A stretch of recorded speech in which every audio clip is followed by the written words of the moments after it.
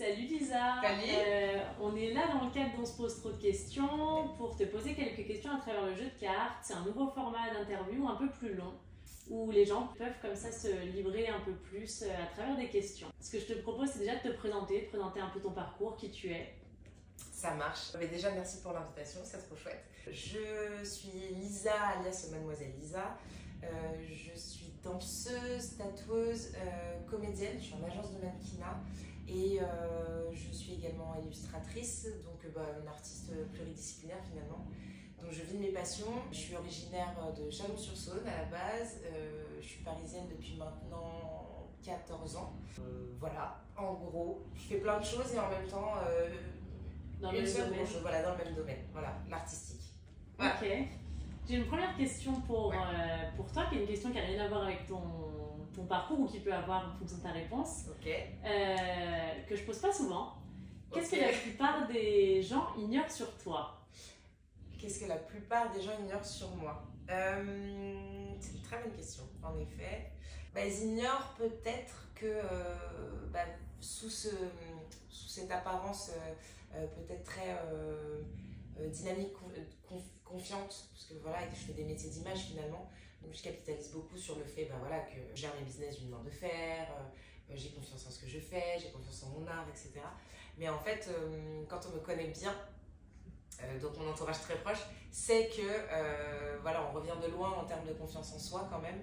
Pendant très longtemps, j'ai eu cette problématique au-delà du syndrome de l'imposteur, hein.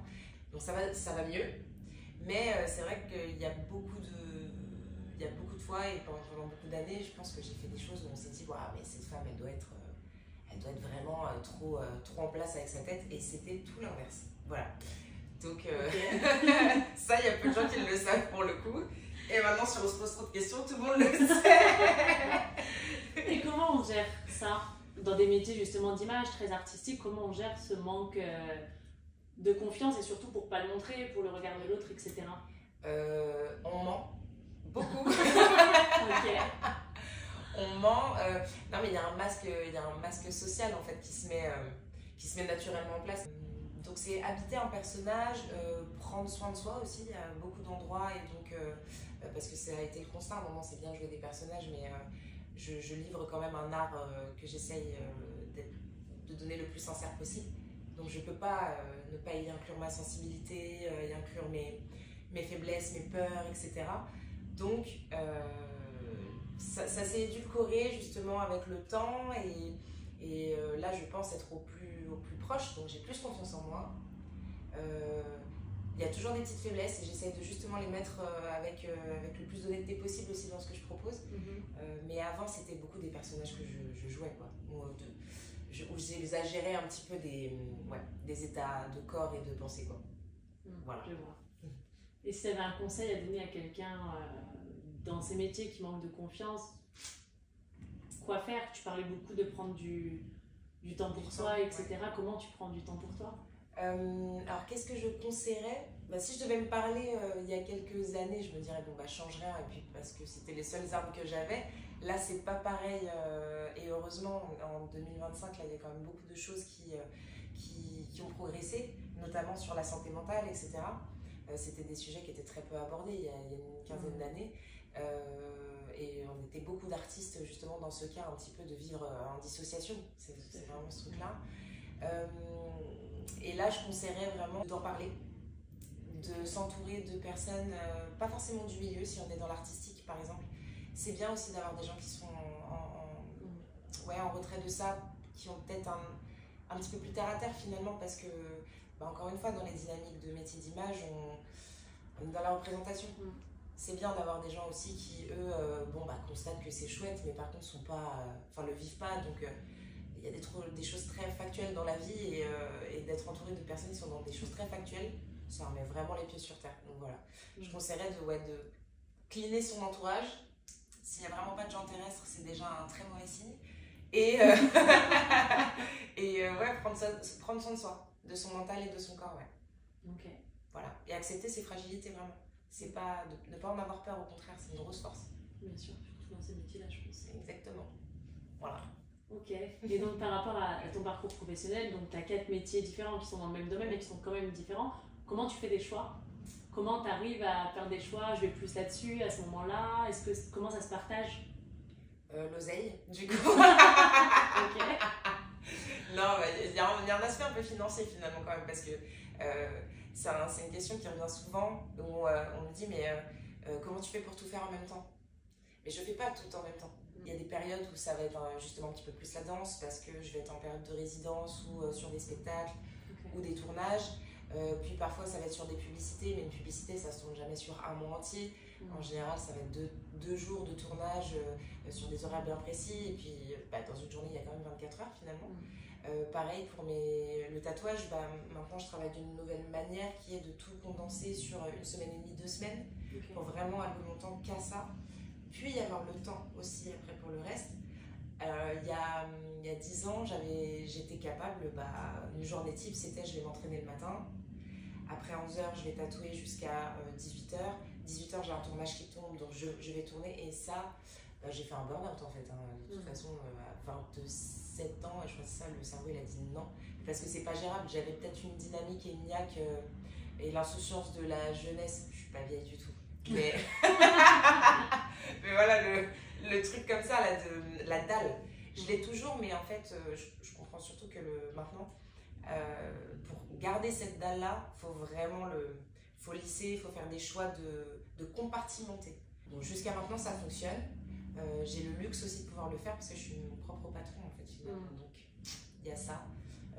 Dans le monde du salariat, ça, c'est pas faisable. Et donc, j'ai une reconnaissance infinie. C'est beaucoup de sacrifices, par contre, parce que ça fait rêver la vie d'artiste.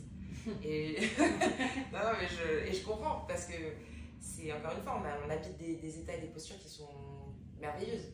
Mais c'est énormément de sacrifices de temps et de gestion. En fait, surtout, on n'est pas en roue libre. Au contraire. Tu es en roue libre artiste, tu vas nulle part, quoi, c'est pas possible. Ou il te faut des managers, ou je sais pas, mais voilà. J'ai une question du coup sur encore ton expérience professionnelle. Est-ce que tu as une anecdote, quelque chose qui t'est arrivé, qui t'a marqué vraiment? Alors, ce qu'il faut savoir, c'est que, et ça n'a pas aidé à la confiance en soi, ça pour le coup, c'est que sur ma carrière de danseuse et mannequin, là, j'ai eu beaucoup de flops.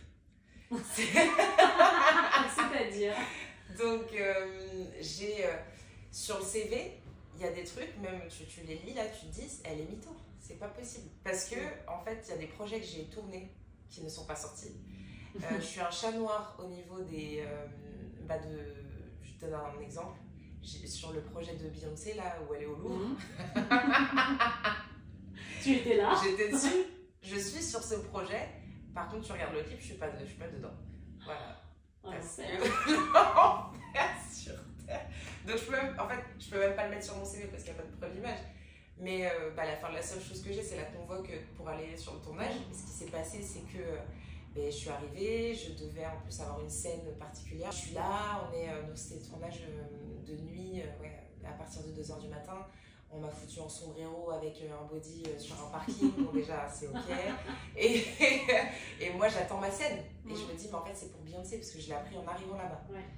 C'est pour Beyoncé, ça y est, je vais finir aux États-Unis, on y est, enfin c'est pour la vie méritée. La concrétisation. Pas du tout. Tu vas rester à Paname, ça va être super. Du coup, ma scène n'arrive jamais. Il y a un retard dans le tournage. Et c'est ça qui est assez horrible en fait, c'est des fois le peu de considération, voire le pas de considération pour l'artiste qui est là. Parce que moi j'ai quelqu'un qui est venu et qui m'a dit non mais c'est bon, tu peux rentrer chez toi, en fait on a sauté la scène. Il n'y a plus besoin. Comme ça, cash. Ça c'est le genre de phase. Qu'est-ce qu'il y a d'autre? Justin Timberlake, bon, j'ai de la chance. Cette pub existe, donc, mais je ne suis pas à côté du garçon, donc ça pourrait être tourné de manière séquencée. Mais j'ai rencontré du coup Justin Timberlake. C'était pour Levi's. Et je devais jouer sa manageuse ou je sais plus, c'était un truc comme ça. Mais malheureusement, la réal s'appelait Stéphanie Soho. Elle fait son projet, elle l'envoie. Et là, Levi's dit non. En fait, on veut pas cette pub-là. Heureusement, ils avaient gardé des images de backstage, ils m'avaient fait danser un petit peu, donc quand même, j'apparais dans la nouvelle version de la publicité. Ils ont complètement changé le scénar. Voilà, ça, c'est des trucs, encore une fois, moi je me suis dit, bon, là, ça y est, c'est bon. En plus, là, vraiment, je suis face to face, on va se dire, c'est quelqu'un. Non. Voilà, ça c'est mes classiques. Donc couper au montage, couper où on voit mon cheveu comme ça, alors qu'on m'a fait, alors qu'on m'a fait danser pendant 5 heures. Voilà, ça c'est des trucs qui font qu'avec le temps, quand t'es pas armé, ça te brise. Ça te brise parce que tu as un espoir sur chaque projet et puis surtout maintenant on te vend beaucoup la visibilité. Et il y a un nouvel essor justement, c'est bien où les artistes arrivent à dire mais je m'en fous de la visibilité en fait, à un moment il faut remplir le frigo là. Voilà. Et du coup c'est quoi, c'est de la frustration, c'est des montagnes russes constantes ces métiers? Ouais. C'est ce qu'on disait tout à l'heure, en fait il y a l'aspect magique d'être son propre patron, les projets qui tombent, rien n'est jamais pareil, tout est très aléatoire. Ça je peux me le permettre aujourd'hui parce que j'ai pas de vie de famille non plus, enfin j'ai pas d'enfants, donc je peux. Demain c'est complètement différent, donc je le savoure d'autant plus parce que si demain j'ai une vie de famille, moi j'ai pas de regrets, j'ai pu vivre ça. Mais je ne me permettrai pas de vivre ça avec quelqu'un, c'est trop les montagnes russes. Ou alors il faut une gestion, soit il faut une gestion d'une main de fer, soit il faut avoir quand même quelque chose d'alimentaire en fait, factuellement à côté. Pour être serein.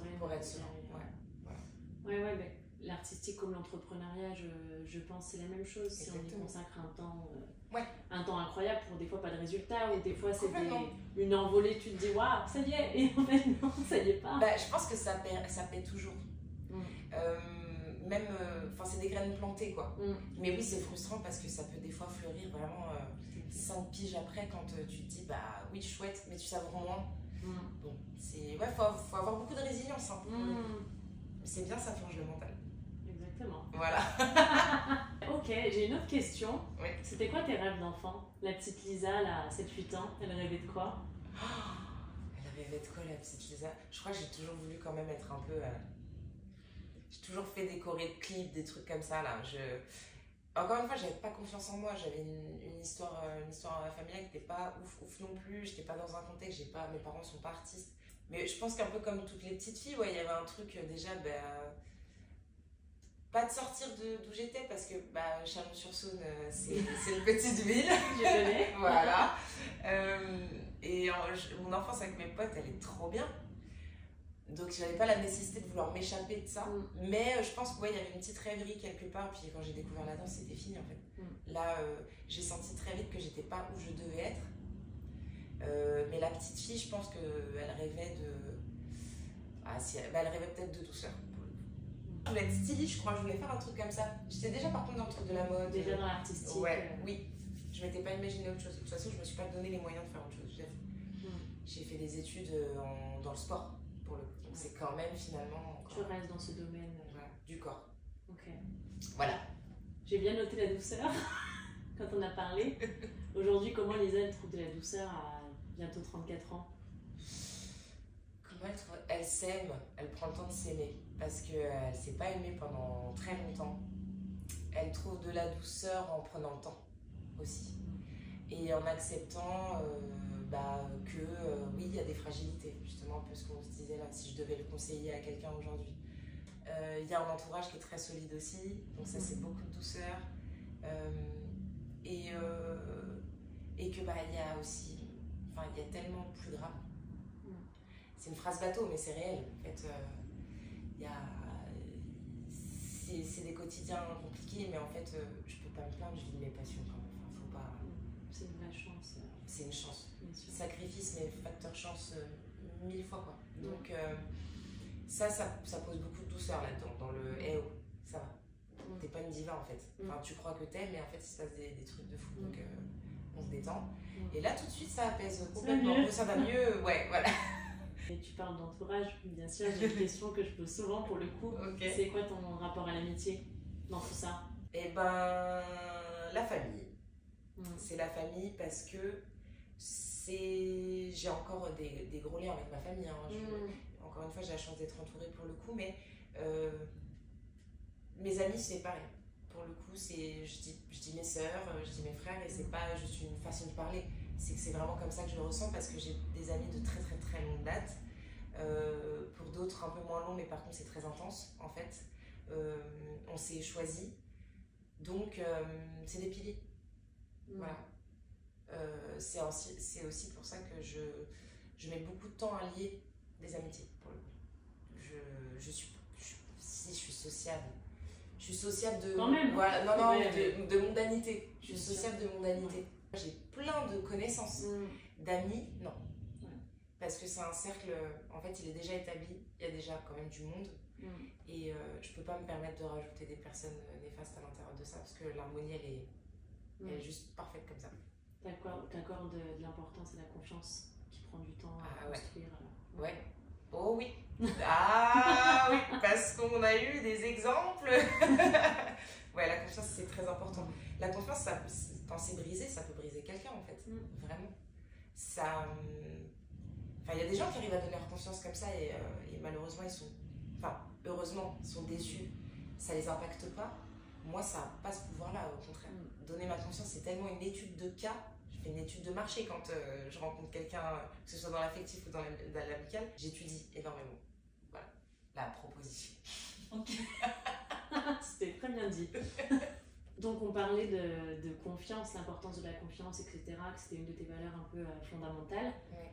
Et est-ce que c'est quelque chose qui te fait peur? Du coup, c'est quoi la peur qui est vraiment prégnante chez toi?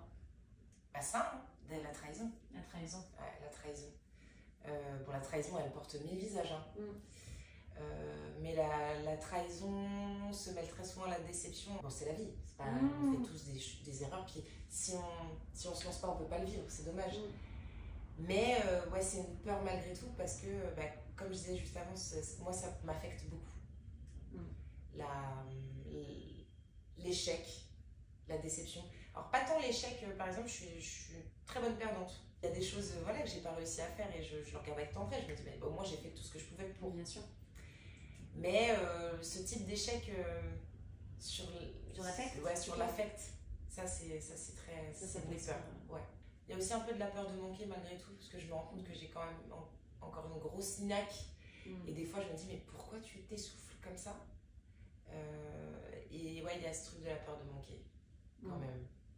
Du coup, il faut en faire plus, faut être méritante. Et par être méritante, faut y aller, quoi. Et ça, ça revient parfois. Et si t'enlèves un peu tout ça de ton esprit, une journée idéale pour Lisa, c'est quoi? Une journée idéale? Sans pression. Sans pression? Une journée sans pression idéale. Oh, je crois que ça m'est jamais arrivé. Ça arrive à des gens, ça? Sans pression? Je pense que ça arrive à des gens. Si tu devais l'imaginer sans mettre cette pression, t'imagines, Mais je fais rien. Rien. Tu dors? Je dors, déjà. Ouais, parce que... La nana n'a plus de sommeil. En fait, j'apprécierais ce moment de vide, là. C'est ça que j'en ai assez... Rien ne me fait peur. J'ai pas d'angoisse. J'ai pas d'attente. Je peux voir tous les gens que j'aime. C'est pas compliqué de se caler, de machin. En fait, ouais, il y a tout le monde qui arrive en même temps. Et on est tous dans le même état, donc pas fatigués. Et on est là, tous ensemble, et on profite. Ça, c'est une journée idéale à la rigueur. Bon, allez, pour la dernière question. Oui. C'est deux questions en une. Ok. Quel est le meilleur conseil qu'on t'ait donné et quel est le meilleur conseil que toi, tu donnerais? Ok. Le meilleur conseil qu'on m'ait donné, c'est mon mantra quotidien. Tu l'as intégré en tout cas. Ah, je l'ai intégré. Qui est un jour, un step. Ah. C'est réel. Donc pour les non-anglophones, un jour, un pas. Voilà. Ouais. Et non, c'est ça, je crois que c'est le meilleur conseil dans les moments d'angoisse ou pas, hein, mais d'impatience, de se rappeler que déjà, t'as avancé d'un pas, c'est déjà super bien. Voilà, t'es pas immobile, de toute façon l'immobilité n'existe pas, quand t'es vivant en tout cas. Il y a toujours du mouvement, il y a toujours quelque chose qui s'anime. Je le donnerais et je pourrais aussi donner fonce. Fonce fort. Parce que ça mérite et parce que tu sais pas demain, bien évidemment. Encore une fois, c'est bateau, mais c'est réel. En fait, on est que retour à la poussière à la fin. Donc, on a tendance à oublier l'instant T. Et surtout, les rêves, ils disparaissent vite. Faut pas devenir aigri. Voilà. Donc, si tu as la possibilité de réaliser ton rêve et que tu as encore les prédispositions physiques, mentales, vas-y. Il n'y a rien qui t'empêche. Voilà, ça, ce serait un peu mon conseil. Il y a une phrase de Relsan qui dit ça dans une chanson, je ne l'ai pas tout à fait, mais si ton rêve c'est de filmer, Ouais. t'as pas besoin d'un truc qui filme. En gros, Exactement. Ouais, c'est ça. t'as pas besoin d'une grosse caméra, tu prends ton téléphone et t'y vas. Voilà, En juste gros, dans fonce. l'action de quoi. Grave. Ok, bah merci beaucoup. Merci à Lisa. toi. Trop bien, je suis ravie. Et achetez le jeu de cartes. On se pose trop de questions. Allez-y, jetez-vous.